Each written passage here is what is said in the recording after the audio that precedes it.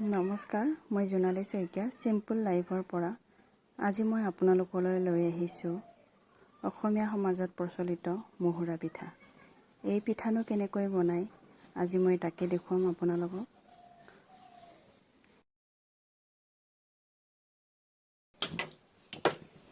প্ৰথম মই পিঠাগুড়িখিনি ভাজি ল'ম।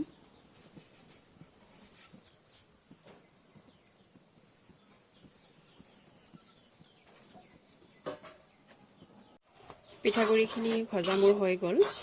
এয়া দেখিছে নহয়, ধুনীয়াকৈ ভাজি লৈছোঁ।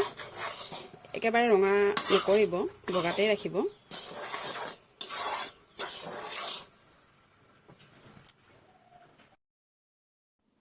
এতিয়া নাৰিকলখিনি 4-5 মিনিট ভাজিম।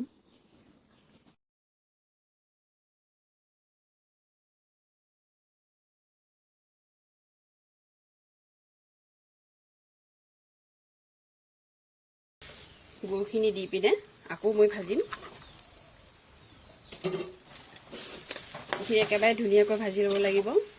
গুড় আৰু নাৰিকল যাতে ধুনীয়াকৈ মিক্স হৈ যায়।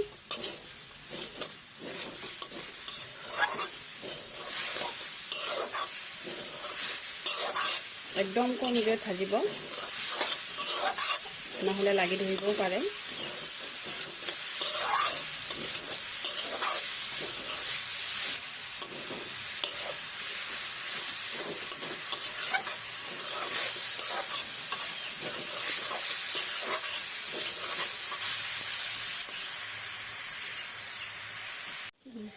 নাৰিকল ভাজি হৈ গ'ল। এয়া চাওক, ধুনীয়াকৈ নাৰিকলখিনি ভাজিলোঁ। এতিয়া পিঠাগুড়িখিনি ভালকৈ মুঠিব লাগিব। যেনেকৈ আমি আটা মুঠো ঠিক তেনেকৈ গোটেইখিনি পিঠাগুড়ি নল'ব, অলপ অলপকৈ লৈ থাকিব। ইয়াত মই নিমখ অকণমান ছটিয়াই দি পিনে ধুনীয়াকৈ সানি লৈছোঁ।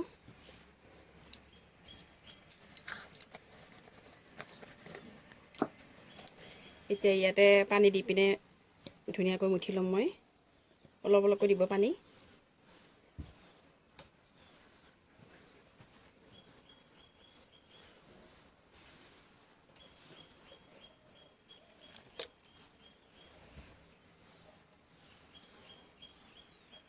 এনেকৈ কৰিব লাগিব।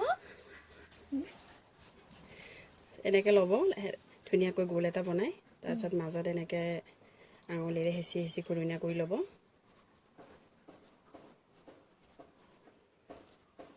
আৰু ইয়াৰ ভিতৰতে নাৰিকলৰ ভাজিখিনি ধুনীয়াকৈ দিব। দিয়াৰ পিছত এনেকৈ আকৌ বন্ধ কৰি দিব।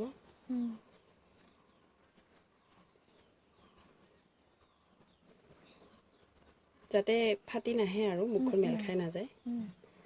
এনেকৈ ধুনীয়াকৈ দিব, নাৰিকলখিনি যাতে বাহিৰৰ পিনে ওলাই নাহে।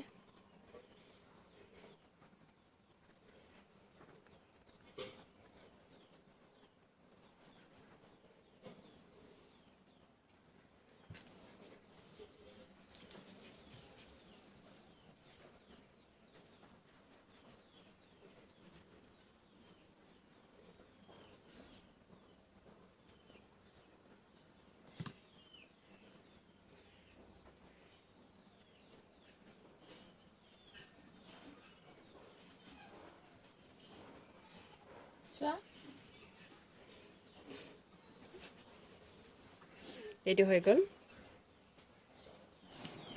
পানীখিনি উতলিবলৈ ধৰিছে। মই ম'ম' বনোৱা ষ্টিমতেই পিঠাখিনি বনাম।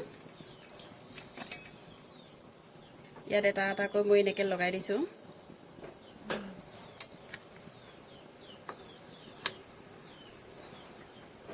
আৰু ঢাকনখন লগাই মই 20 মিনিটমান সময় ৰখিব লাগিব।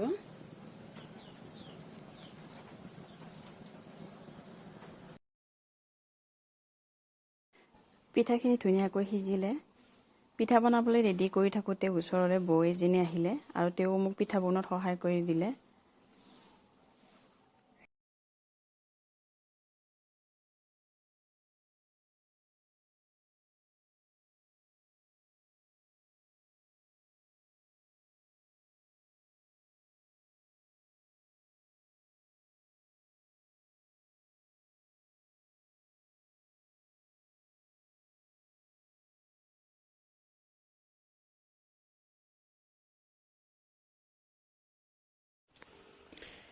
খাবলৈ খুব ধুনীয়া হৈছে আপোনালোকেও ঘৰত এবাৰ ট্ৰাই কৰি চাব আৰু ভাল পালে ছাবস্ক্ৰাইব কৰিব লাইক কৰিব থেংক ইউ বাই বাই